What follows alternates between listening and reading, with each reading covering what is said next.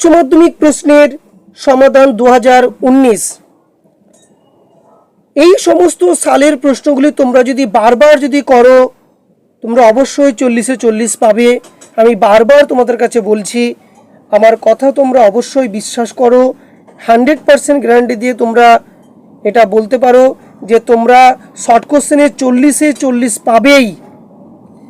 সেটা বারবার বলছি যে প্রশ্নগুলো প্র্যাকটিস করলে।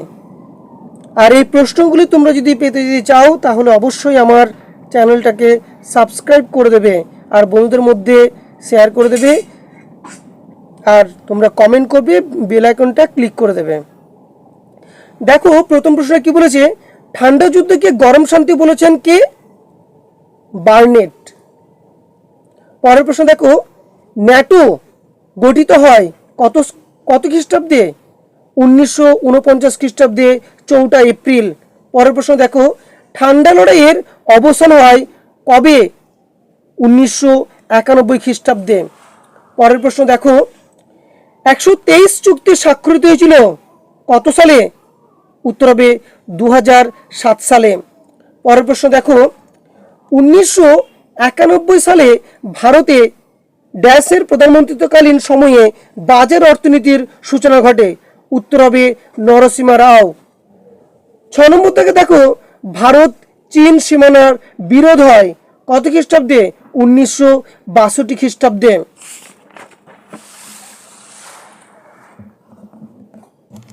পরের প্রশ্ন তোমরা দেখো অবশ্যই, সেটা সম্মিলিত জাতিপুঞ্জ গঠিত হয় কত খ্রিস্টাব্দে? 1945 খ্রিস্টাব্দে। পরের প্রশ্ন, শান্তির জন্য ঐক্য প্রস্তাব সাধারণ সভায় গৃহীত হয় কত সালে? 1950 সালে। পরের প্রশ্ন দেখো, আন্তর্জাতিক আদালতের বিচারপতিদের কার্যকাল কত বছর? উত্তর হবে 9 বছর। পরের প্রশ্ন, নিরাপত্তা পরিষদের অস্থায়ী সদস্যদের কার্যকাল কত হবে? 2 বছর। 11 নম্বর দাগের বলেছে, ভারতের প্রথম রাষ্ট্রপতি ছিলেন কে? ডক্টর রাজেন্দ্র প্রসাদ। 12 নম্বর দাগের বলেছে, রাজ্যসভায় সভাপতিত্ব করেন কে? উত্তর হবে উপরাষ্ট্রপতি। 13 নম্বর দাগের বলেছে, পার্লামেন্ট যৌথ অধিবেশনের সভাপতিত্ব করেন কে? স্পিকার। অর্থ বিল প্রথম উপস্থিত হয় বা উত্থাপিত হয় কোথায় হবে? লোকসভায়। 15 নম্বর দাগের, ভারতের সুপ্রিম কোর্ট পৃথিবীর যে কোনো সুপ্রিম কোর্ট অপেক্ষা শক্তিশালী, কথাটি কে বলেছে? AK আয়ার।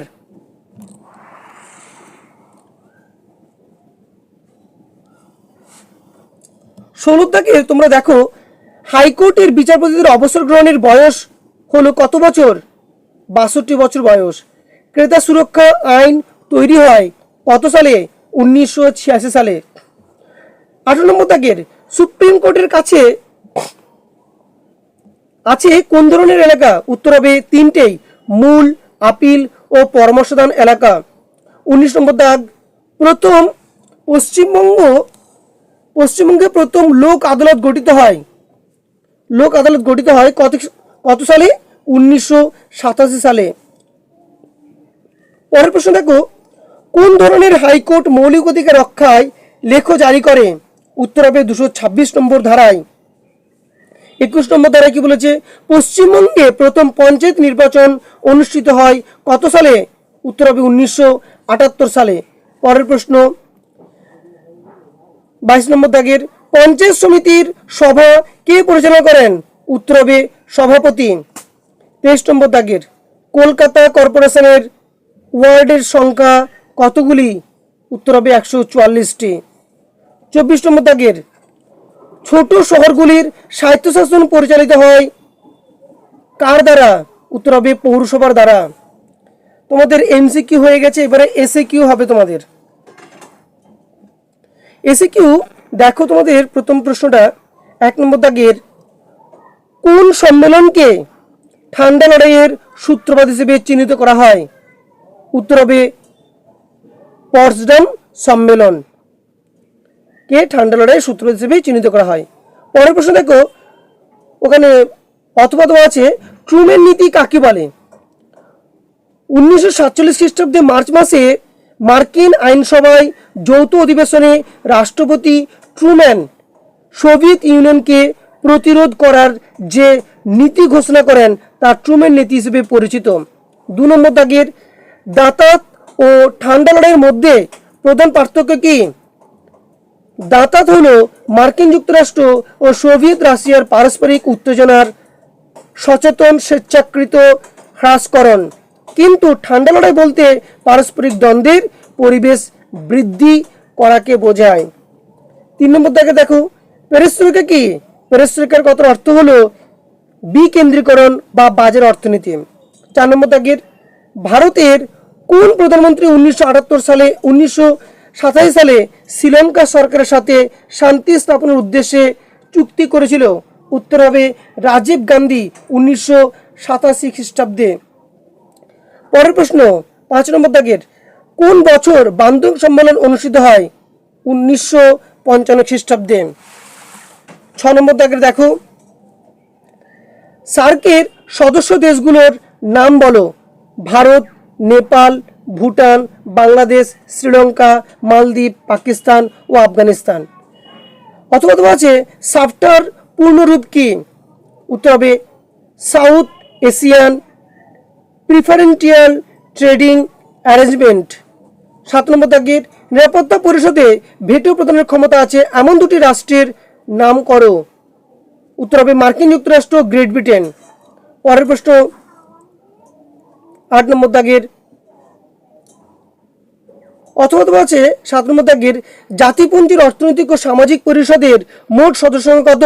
উত্তর হবে 54 জন, 54টি রাষ্ট্র। 8 নম্বর দাগের আন্তর্জাতিক বিচারালয় কোথায় অবস্থিত? উত্তর হবে নেদারল্যান্ডের হেগ শহরে। পরের প্রশ্ন দেখো, পরের প্রশ্ন বলেছে সম্মিলিত জাতিপুঞ্জ দিবস রূপে বছরের কোন দিনটি পালিত হয়? উত্তর হবে 24শে অক্টোবর। অথবা আছে জাতিপুঞ্জের 193তম সদস্য রাষ্ট্রটির নাম কি হবে? উত্তর হবে দক্ষিণ সুদান। 10 নম্বর দাগের সম্মিলিত জাতিপুঞ্জের সনদের যে কোনো একটি নীতি উল্লেখ করো। উত্তর হবে ক্ষুদ্র বৃহৎ সব সদস্য রাষ্ট্রই সমান। 13 নম্বর দাগের ভারতের রাষ্ট্রপতি কোন পদ্ধতিতে পদচ্যুত হন? উত্তর হবে ইমপিচমেন্ট পদ্ধতিতে। সমমর্যাদা সম্পন্ন ব্যক্তিদের মধ্যে অগ্রগণ্য বলে কাকে অভিহিত করা হয়? উত্তর হবে প্রধানমন্ত্রীকে। অথবা আছে রাজ্যের বিধানসভার নেতা বা নেত্রীকে? উত্তর হবে মুখ্যমন্ত্রী।